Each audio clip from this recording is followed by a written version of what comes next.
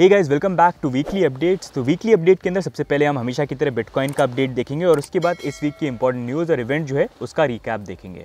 तो सबसे पहले यहाँ पर हम बिटकॉइन का प्राइस एनालिसिस देखते हैं। तो सबसे पहले हम बिटकॉइन का अपडेट देखेंगे एंड उसके लिए मैं स्टार्ट करना चाहता हूँ डॉलर इंडेक्स के साथ, जहाँ पर हम काफ़ी टाइम से बात कर रहे हैं कि करंटली अगर हम देखें डॉलर इंडेक्स एक अपवर्ड मूविंग चैनल में मूव कर रहा है, जहाँ पर जब भी डॉलर इंडेक्स ऊपर की तरफ जंप कर रहा है बिटकॉइन की प्राइस में करेक्शन आ रहा है, और जब भी डॉलर इंडेक्स यहाँ पर नीचे की तरफ डंप कर रहा है उस टाइम पे हमको बिटकॉइन की प्राइस में जंप देखने को मिल रहा है। तो यहाँ पर अगर डॉलर इंडेक्स अगर इस चैनल को फाइनली ब्रेक करे जो अभी तक ब्रेक नहीं कर पाए, तो वो बिटकॉइन के लिए एक अच्छी रैली जो है क्रिएट कर सकता है। तब हम पॉसिबली 2930 का जो जोन है वो देख सकते हैं। तो करंटली इसके अकॉर्डिंग अगर आप देखोगे अभी भी करंटली जो वीकली ओपनिंग है वो हमारी चैनल के अंदर ही है। So this is something which I am monitoring कि यहाँ पर अभी जो डॉलर इंडेक्स है, क्योंकि अभी जो रिसेंट इंटरेस्ट रेट को राइज़ किया, क्या उसके बाद फिर से ये रैली करता है जब तक नेक्स्ट इंटरेस्ट रेट का अनाउंसमेंट नहीं आता, और जहाँ पर जाके वो हो सकता है पॉसिबली कम इंटरेस्ट रेट या मे बी कुछ भी राइज़ नहीं करें, तब फिर एकदम से हमको डंप देखने को मिले, या फिर यहीं से प्राइस के अंदर अभी इमीडिएट हमको करेक्शन देखने को मिलता है। This is going to be very important, क्योंकि अगर आप शॉर्ट टर्म में भी एक्सपेक्ट कर रहे हैं कि बिटकॉइन की प्राइस में कुछ जंप आए, तो ये डॉलर इंडेक्स आपके लिए देखना काफ़ी इंपॉर्टेंट है। अगर आप मैच करेंगे आपको खुद आइडिया मिल जाएगा कि अभी इनफैक्ट अगर आप स्टॉक मार्केट देखेंगे, आप कमोडिटी मार्केट या क्रिप्टो मार्केट भी देखेंगे, काफ़ी ज़्यादा कोरिलेट कर रहे हैं यहाँ पर DXY के साथ, मतलब उसके ऑपोजिट ही रिएक्शन कर रहे हैं। ये जंप करेगा तो बाकी मार्केट टैंक करेंगे, ये डंप करेगा तो बाकी मार्केट जो है वो ऊपर की तरफ जाएंगे। और मेन रीज़न उसका ये है क्योंकि जो इंटरेस्ट रेट यहाँ पर इंक्रीज़ करी जा रही है। तो उसी अकॉर्डिंग अभी this is something which I am looking at, and ये क्रूशियल रहेगा। अगर ये ब्रेक होता है ना तो समझ जाना कि अच्छा खासा जो जंप है वो हमको मिल जाएगी। तो इसको यू ऑल्सो कीप एन आई, और आप भी यहाँ पर फॉलो करते रहना। बाकी अभी बिटकॉइन के लिए सपोर्ट वाइज में पहला एरिया जो देख रहा हूँ दैट्स अराउंड $19,500 का जोन। ये होल्ड करता है कि नहीं करता। अगर ये ब्रेक हो तो थोड़ा सा वील नीड टू रीवैल्यूएट, थोड़ा बुलिशनेस कम हो जाएगी यहाँ पर। दूसरा इथीरियम अगर हम देखेंगे करंटली फिर से यहाँ पर 200 डेली मूविंग एवरेज जो अभी भी उसके नीचे है, बार बार रिजेक्शन उसको मिल रहा है। तो यहाँ पर जो लेवल मैं देख रहा हूँ वो अप्रॉक्सीमेटली आप ये मान लीजिए आई वांट टू सी ये 1450 के ऊपर। ओवरऑल आप ये मान लीजिए वैसे 1300 से लेके 1450 का जो एरिया ना, अगर यहाँ पर रहता है इट्स फाइन, इसके नीचे जाना प्रॉब्लम हो जाएगा, क्योंकि फिर से हम ये हमारा जो फॉलिंग वेज वाला जो एरिया चल रहा है इसके नीचे यहाँ पर आ जाएंगे। बाकी नेक्स्ट मूविंग ऑन, थोड़ा सा फंडिंग रेट को अगर हम देखते हैं तो फंडिंग रेट इज़ ओवरऑल अभी पॉजिटिव ही है इथीरियम एंड बिटकॉइन के अंदर। सो इट्स ओके, मतलब लोग थोड़े से बुलिश, नेगेटिव रहता वुड हैव बीन बेटर अगर वीक की ओपनिंग ऐसी होती, तो अभी इतना वो नहीं दिखा है यहाँ पर। डोज के अंदर वन थिंग इज़ देयर, सारे प्लेटफॉर्म ऑलमोस्ट नेगेटिव है, लेकिन हमारा नूबड़ा एक्सचेंज जो है यहाँ पर पॉजिटिव है, जो थोड़ा सा डाउट क्रिएट कर देता है यहाँ पर कि पॉसिबली 0.10 तक का कहीं करेक्शन लेवल यहाँ पर नहीं आ जाए। बट एनीवेज ये ओवरऑल यहाँ पर अभी करंटली मार्केट का अपडेट हो गया। अब नेक्स्ट मूविंग ऑन, इस वीक की इंपॉर्टेंट न्यूज़ और इवेंट्स को देखेंगे। तो सबसे पहली अपडेट के अंदर यहाँ पर RBI ने फाइनली CBDC का लॉन्च कर दिया है, जहाँ पर CBDC के 2 फॉर्म आने वाले हैं। डिजिटल रुपी W जो होलसेल सेगमेंट को रिप्रेजेंट करेगा, और डिजिटल रुपी रिटेल जो रिटेल सेगमेंट को यहाँ पर सपोर्ट करेगा। तो उसके लिए होलसेल सेगमेंट का जो डिजिटल रुपी है CBDC, उसकी टेस्टिंग जो है यहाँ पर चालू कर दी है 1 नवंबर 2022 को, और रिटेल सेगमेंट का जो डिजिटल रुपी है उसकी भी टेस्टिंग जो है एक्सपेक्टेड है कि इसी मंथ के अंदर यहाँ पर स्टार्ट कर सकते हैं। अगर आप देखोगे पर्पस बेसिकली यहाँ पर ये है कि जो सेकेंडरी मार्केट ट्रांजेक्शन होते हैं गवर्नमेंट सिक्योरिटीज़ को लेके, उसको सॉल्व किया जाए यहाँ पर इस डिजिटल रुपी या CBDC को यहाँ पर लेके। अभी करंटली अगर आप देखोगे 9 बैंक्स हैं जो इस पूरे प्रोसेस के अंदर पार्टिसिपेट कर रहे हैं इस टेस्टिंग के अंदर, उनको आप स्क्रीन पे भी यहाँ पर देख सकते हो।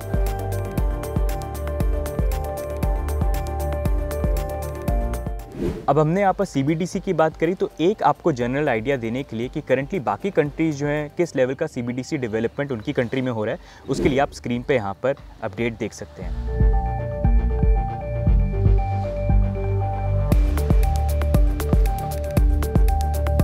अब ये तो बात हो गई CBDC की। अब CBDT की बात करते हैं, central board of direct taxes के, जिन्होंने यहाँ पर प्रपोज किया कि अभी एग्जिस्टिंग जो ITR फॉर्म्स है उन सबको यहाँ पर साथ में कंबाइन कर दिया जाए एक्सेप्ट ITR 7 फॉर्म। और ये मूव लेने का बड़ा कारण ये है कि यहाँ पर क्रिप्टो करेंसी को लेके जो भी एसेट डिस्क्लोज करने या ट्रांसपेरेंसी यहाँ पर चाहिए वो बेसिकली यहाँ पर पॉसिबल हो पाएगी। तो इसी कारण से इन्होंने यहाँ पर मूव जो है यहाँ पर लिया है। साथ में अगर आप देखेंगे GST को लेके भी यहाँ पर central board of indirect taxes and customs ने यहाँ पर इंडियन क्रिप्टो करेंसी एक्सचेंजेस को बोला है कि आप डिटेल्स प्रोवाइड करिए कि कौन से तरह के टोकन जो हैं आपके एक्सचेंजेस के ऊपर लिस्टेड हैं और उनकी वैल्यूएशन यहाँ पर क्या है, ताकि वो यहाँ पर देख पाएँ कि किस तरह से GST जो है यहाँ पर लगाया जाए। साथ में जो ट्रांजैक्शन है उसके बारे में भी उन्होंने और डिटेल्स मारी है कि ट्रांजैक्शन फ़ीस जो है किस तरह से यहाँ पर काम करती है। अब अगर आप देखोगे GST को लेके काफ़ी ज़्यादा पॉसिबिलिटी ये है कि बोला जा रहा है कि 28% लगाया जा सकता है, जैसे कसिनो और बेटिंग के ऊपर लगाया जाता है। एनीवेज, टैक्स के बारे में जब बात आती है क्रिप्टो करेंसी को लेकर, रेगुलेशन हो नहीं हो, टैक्सेस के बेसिस पे बहुत सारे जो चेंजेस हैं यहाँ पर हमको देखने को मिल रहे हैं। बाकी नेक्स्ट मूविंग ऑन अगर हम बात करें तो यहाँ पर CZ जो सबसे बड़े जो लार्जेस्ट एक्सचेंज है क्रिप्टो करेंसी एक्सचेंज बाइनेंस, उसके जो CEO और फाउंडर हैं, उनका भी यहाँ पर बोलना ये है कि अगर आप देखोगे इंडिया के अंदर जो इतने हाई टैक्स इंट्रोड्यूस करे गए हैं वो इन अ वे यहाँ पर इंडस्ट्री को और जो डेवलपमेंट है उसको कहीं ना कहीं किल यहाँ पर कर सकते हैं। ये इन्होंने फिनटेक की कॉन्फ्रेंस थी सिंगापुर की जहाँ पर उन्होंने ये चीज़ बोली। एंड करेंटली अगर आप देखोगे इंडिया के अंदर जो टैक्सेस हैं वो अराउंड 30% पे है, फ्लैट 30%, प्लस साथ में ट्रांजैक्शन जो भी आप बाइंग सेलिंग करते हैं उस पर भी 1% TDS जो है ट्रांजैक्शंस के ऊपर यहाँ पर लगता है। अब नेक्स्ट मूविंग ऑन अगर हम बात करेंगे तो इंडियन एक्सचेंजेस ने पहले एक अपनी एसोसिएशन यहाँ पर बनाई थी जिसका नाम था BACC, लेकिन उसको फिर बाद में डिसॉल्व कर दिया गया था। अब अगर आप देखोगे उन्होंने यहाँ पर एक नई एडवोकेसी की यहाँ पर बॉडी बनाई है जिसका नाम उन्होंने रखा है भारत वेब3 एसोसिएशन BWA। इस बॉडी के अंदर इंक्लूड करते हैं कॉइनबेस, पॉलीगॉन, CoinDC, ज़ेप्पे, वजीरेक्स, हाइक, कॉइनस्विच, कुबेर। तो नई ये बॉडी बनाई है। लेट्स होप कि इस बॉडी के द्वारा वो गवर्नमेंट से रेगुलर डिस्कशन में रहे और रेगुलेशन और क्रिप्टो टैक्स को भी लेके कुछ ना कुछ पॉजिटिव डेवलपमेंट जो है वो हमको देखने को मिले। बाकी नेक्स्ट मूविंग ऑन, FOMC की जो 2 नवंबर की मीटिंग है वो फाइनली यहाँ पर हुई और जहाँ पर 75 बेसिस पॉइंट का इंक्रीज़ उन्होंने अनाउंसमेंट किया। ओवरऑल अगर आप देखोगे अब जो इंटरेस्ट रेट फेडरल रिजर्व की या US की है वो यहाँ पर 3.75% से 4% की रेंज पे यहाँ पर आ गई है। ये 4th कॉन्जिक्यूटिव राइज था जहाँ पर 75 बेसिस पॉइंट से इंटरेस्ट रेट को इंक्रीज़ करा गया। अब पॉसिबिलिटी ये हो सकती है कि आने वाले टाइम पे इतना, क्योंकि इंटरेस्ट रेट ऑलरेडी इंक्रीज़ कर दिया है, तो हो सकता है कि शायद थोड़ा सा उसको इतना ज़्यादा अग्रेसिवली आगे बढ़ाए नहीं, एंड थोड़ा सा हो सकता है कि हाइक जो है उसको पॉज भी यहाँ पर कर जाए। अगर करते हैं तो मार्केट के लिए थोड़ा अच्छा हो सकता है, but it is still too early to say. तो लेट्स सी कि यहाँ पर आगे है जो है नेक्स्ट FOMC मीटिंग पे क्या डिसीजन आता है। It is going to be one worth keeping an eye on कि इंक्रीज़ करते हैं या फिर वो थोड़ा सा राहत दे रहे हैं यहाँ पर। एंड फाइनली इनका एम तो ये है कि इंटरेस्ट राइज कर करके 2% का जो इन्फ्लेशन नंबर है उस पर वो आए, लेकिन देखते हैं इन्फ्लेशन नंबर्स जो आएंगे वो भी काफ़ी ज़्यादा यहाँ पर इंपॉर्टेंट रहने वाले हैं। Next moving on, Elon Musk ने फाइनली यहाँ पर अनाउंस कर दिया कि $20 का जो न्यूज़ आई थी कि $20 चार्ज कर सकते हैं यहाँ पर ट्विटर ब्लू को लेके और वेरीफाइड टिक को लेके, उसको लेके इलॉन मस्क ने यहाँ पर अनाउंस किया है कि $8 जो है वो यहाँ पर चार्ज हो सकता है। और काफ़ी फनी तरीके से उन्होंने काफ़ी लोगों को ट्रोल भी किया कॉमेंट करके, US गवर्नमेंट ऑफिशियल्स को, कि $8 जो आपको पे करना पड़ेगा ऐसे करके। एंड यहाँ पर जो रीज़न है $8 चार्ज करने का, उनका ये बोलना ये है कि क्योंकि यहाँ पर ट्विटर का अगर आप देखोगे बहुत ज़्यादा पैसे जो हैं वो बर्न कर रहे हैं लेकिन रेवेन्यू यहाँ पर आ नहीं रहा है। तो अगर ये $8 के सब्सक्रिप्शन में लोग यहाँ पर पे करते हैं तो उससे बहुत सारी पॉसिबिलिटीज़ जो है ओपन हो जाएंगी, प्लस कंटेंट क्रिएटर को भी रिवॉर्ड करने का तरीका यहाँ पर हो सकता है। तो बहुत बड़े बड़े जो चेंजेस हैं पॉसिबली आने वाले टाइम पे हमको ट्विटर के ऊपर देखने को मिल सकते हैं। बाकी नेक्स्ट मूविंग ऑन, हैकटोबर तो खत्म हो गया लेकिन नवंबर के फर्स्ट वीक के अंदर भी हमको 3 हैक और एक्सप्लॉइट जो है यहाँ पर देखने को मिल गए। यहाँ पर डेरिपिड एक्सचेंज को अगर आप देखेंगे तो 28 मिलियन का हैक उनके 1 नवंबर को ही यहाँ पर हो गया। यहाँ पर उनका बोलना ये है कि क्लाइंट फंड जो है यहाँ पर सेव हैं, हमारे पास हॉट वॉलेट से यहाँ पर चोरी हुए थे जो फंड्स हैं, और जो भी फंड चोरी हुए हैं अपने जो हमारे कंपनी रिजर्व है उससे उसको यहाँ पर कवर कर देंगे। बाकी यहाँ पर स्काईवर्ड फाइनेंस जो एक लॉन्च पैड प्रोटोकॉल है नियर प्रोटोकॉल के ऊपर, उसकी जो ट्रेजरी है उसको यहाँ पर ड्रेन कर दिया गया। अराउंड 1.1 मिलियन नियर टोकन जो है जिसकी वर्थ उस टाइम के अराउंड थी अराउंड $3.2 मिलियन, वो यहाँ पर ड्रेन करे गए, एक्सप्लॉइट इसका हो गया। साथ में अगर आप देखोगे गाला के साथ भी एक यहाँ पर सिचुएशन हमको देखने को मिली जहाँ पर पी नेटवर्क ब्रिज के ऊपर एक इशू था, जिसके कारण यहाँ पर पी नेटवर्क की जो टीम थी उन्होंने यहाँ पर पी गाला की जो लिक्विडिटी थी उसको ड्रेन किया BSC मतलब बाइनेंस चेन से।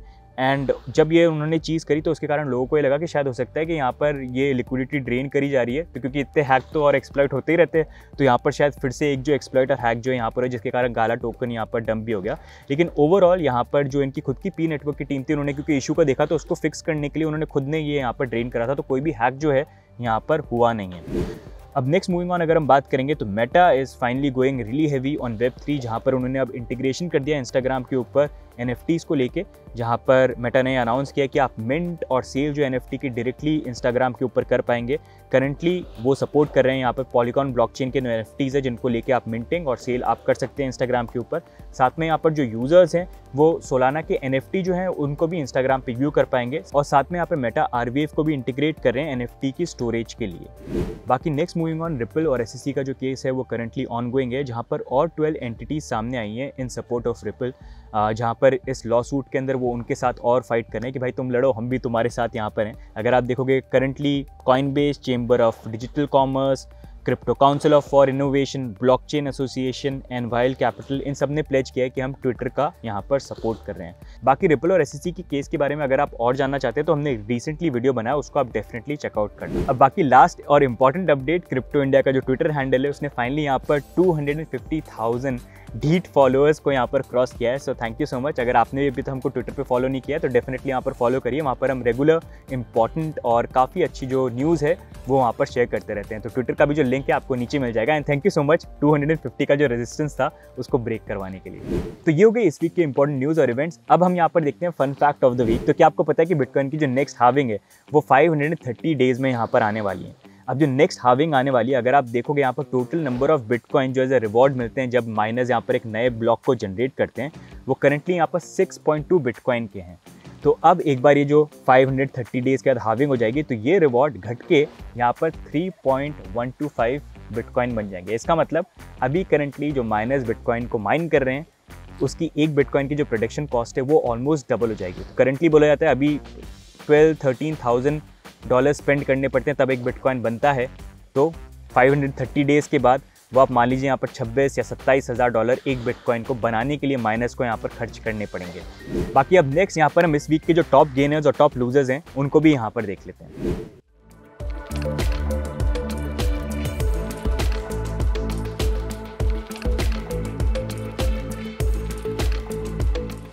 तो गाइस, ये हो गई इस बार की वीकली अपडेट। बाकी आपकी क्या व्यू पॉइंट है बिटकॉइन और पूरे मार्केट को लेके, कमेंट्स में डाल के जरूर बताना। और अगर आपको वीकली अपडेट्स अच्छे लग रहे हैं तो वीडियो को जरूर लाइक करिए, चैनल पे भी सब्सक्राइब करिए। बाकी मिलेंगे हम नेक्स्ट अपडेट के अंदर, तब तक के लिए bye and take care, bye bye.